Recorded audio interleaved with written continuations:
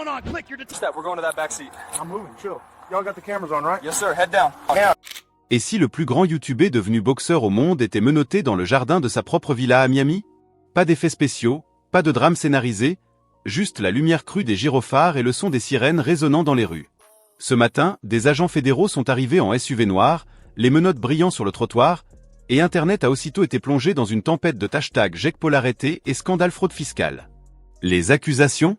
Un schéma de fraude fiscale de 300 millions de dollars lié à l'argent de la promotion de son combat contre Gervonta Davis. Alors que les gros titres se répandent, la question qui met tout le monde sur les nerfs est: est-ce la fin définitive de l'empire Jake Paul? Restez avec nous alors que nous décortiquons chaque détail de l'arrestation de la fraude présumée, et ce que cela pourrait signifier pour l'avenir d'un homme qui avait un jour déclaré adieu pour toujours. La journée avait commencé comme n'importe quel autre dans le tourbillon du monde des sports de combat. Les lumières de l'arène vacillaient, la foule rugissait, et au milieu de tout cela se tenait Jake Paul, la mâchoire serrée, le sourire éclatant, prêt à conquérir le ring et les gros titres. Les fans diffusaient ses vidéos promotionnelles sur les réseaux sociaux, chaque extrait ponctué de sa bravade caractéristique. Personne n'aurait pu deviner que le rugissement de la foule serait bientôt noyé par le hurlement des sirènes. Les agents fédéraux sont arrivés à la résidence de Jake Paul à Miami avant l'aube. Les SUV noirs se sont garés, et une escouade d'officiers en uniforme a avancé, leurs bottes résonnant sur le marbre poli.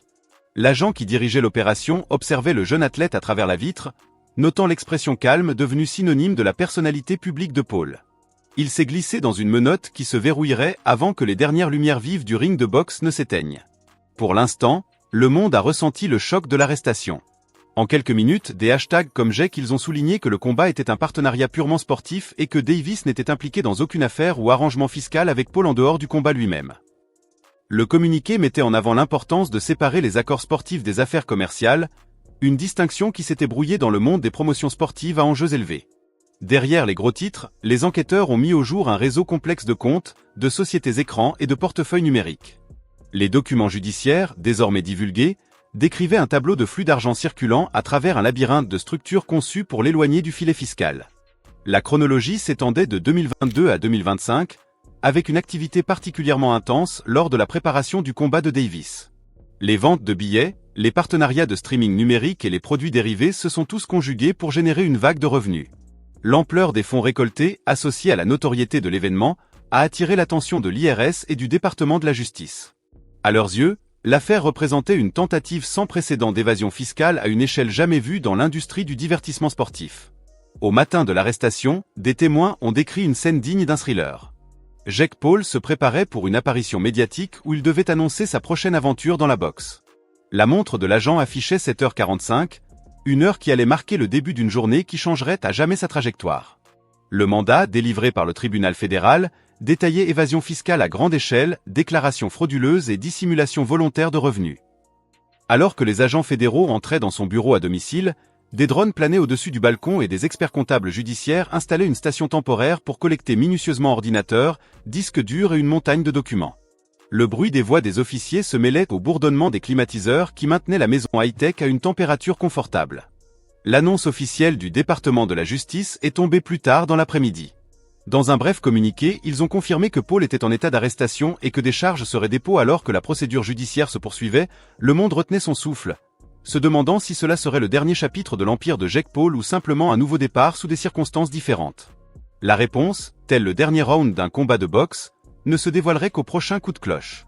La nuit où l'équipe juridique resta silencieuse, une seule impulsion depuis le contexte de Jake résonna dans des millions de regards. Le message disait simplement « Quoi qu'il arrive ensuite, j'ai tout fait pour construire quelque chose de réel. Au revoir pour l'instant ».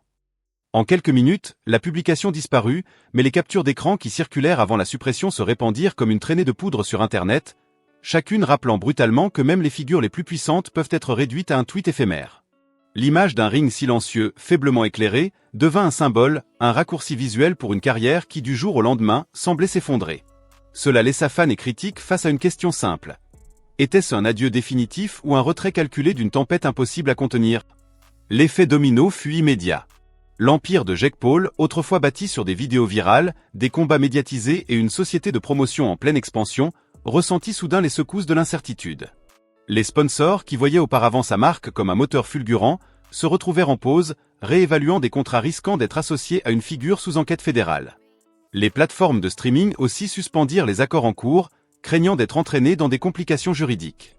Les analystes qualifièrent la séquence des « effondrements total de l'empire Jake Paul », un contraste frappant avec l'époque où sa marque était étudiée comme modèle de monétisation multiplateforme. Chaque entreprise, de ses lignes de vêtements à ses investissements immobiliers, connut une chute soudaine de valorisation alors que le marché recalculait le risque. La menace d'une peine de prison planait, selon la loi fiscale américaine, une fraude dépassant 100 millions de dollars pouvait entraîner jusqu'à 25 ans derrière les barreaux, assortie d'une restitution qui effacerait probablement la fortune s'il est reconnu coupable, les conséquences seraient catastrophiques. Perte de fortune, dissolution de ces entreprises et incarcération pouvant durer des décennies. Même une condamnation pour fraude de plus de 300 millions de dollars pourrait entraîner des ordonnances de restitution qui le dépouilleraient de ses biens, y compris les propriétés et les marques qu'il avait accumulées. Un classement ou un acquittement, bien qu'il épargne de la prison, ne restaurerait pas automatiquement la confiance du public qu'il commandait autrefois. La stigmatisation liée aux accusations pourrait persister comme une ombre, rendant toute tentative de réinvention périlleuse et sujette au scepticisme. Pour une figure qui avait autrefois exploité sa présence numérique pour devenir une marque mondiale, la question est désormais de savoir si son héritage peut être sauvé ou s'il restera à jamais marqué par ce chapitre controversé. La saga soulève également des questions qui dépassent les conséquences personnelles. Elle remet en cause les cadres mêmes qui régissent la manière dont les personnalités en ligne monétisent leur influence. La convergence de la célébrité numérique, des entreprises entrepreneuriales et des activités sportives crée une zone grise que les organismes de réglementation traditionnels peinent à gérer. L'affaire Jake Paul impose une remise en question. Devrait-il y avoir une surveillance plus claire pour les athlètes qui sont aussi entrepreneurs ? Comment l'industrie peut-elle équilibrer le potentiel innovant du marketing d'influence avec la nécessité de transparence et de conformité ? Les réponses à ces questions auront des répercussions sur le paysage du divertissement sportif, influençant la façon dont les générations futures d'athlètes aborderont les opportunités commerciales. Le récit entourant l'arrestation de Jake Paul met en lumière l'équilibre fragile entre ambition et responsabilité. Il dresse le portrait d'un jeune homme qui a exploité la puissance des réseaux sociaux pour devenir un boxeur millionnaire, un perturbateur de la tradition et le symbole d'une nouvelle ère où les influenceurs pouvaient monter sur le ring et revendiquer la victoire. Pourtant, la même ambition, associée à des erreurs financières, réelles ou perçues, peut précipiter une chute rapide. L'histoire sert d'avertissement, rappelant aux étoiles montantes que la célébrité et la fortune n'immunisent pas contre l'examen juridique. Elles amplifient en fait les enjeux, faisant de chaque faux leur récit reposer sur l'argument que la structure financière en question n'était pas une fraude intentionnelle, mais une série d'erreurs commises par une entreprise en pleine expansion qui avait dépassé sa capacité administrative. Il mettait en avant la complexité de ses activités, multiples sources de revenus, transactions transfrontalières fréquentes et un réseau complexe de filiales, comme preuve que les erreurs étaient involontaires et que toute omission relevait de l'inattention plutôt que de la malveillance.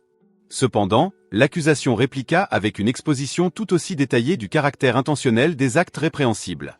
Elle présenta une chronologie des événements clés, la création d'entités offshore dans des juridictions connues pour leurs secrets bancaires, la falsification délibérée des revenus dans les déclarations fédérales et l'utilisation de sociétés écrans pour détourner des fonds du système fiscal étatique et fédéral. Chaque point était étayé par des experts comptables judiciaires qui témoignèrent que la trace financière était intentionnelle, que le contribuable était parfaitement conscient des obligations encourues, et que la falsification délibérée ne relevait pas d'un simple oubli mais d'une stratégie calculée pour préserver sa fortune. Les tentatives de la défense de présenter la situation comme une simple erreur administrative tombèrent à plat face à des preuves aussi détaillées.